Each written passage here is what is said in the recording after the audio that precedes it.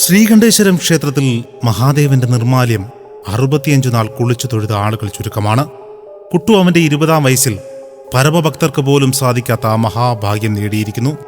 മഹാദേവനോട് അവൻ യാചിച്ചിരിക്കുക, എല്ലാ ഭക്തരെയും പോലെ രക്ഷിക്കണേ മഹാദേവ എന്നായിരിക്കില്ലേ?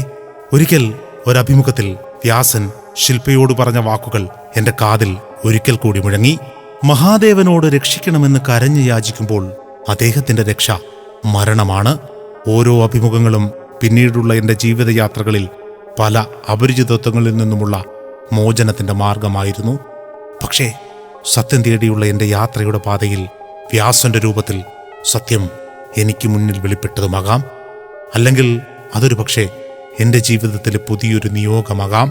കാത്തിരിക്കുക തന്നെ ആ പുതിയ നിയോഗം തേടി ആത്മാക്കൾ പറയാൻ ബാക്കി വെച്ചത്.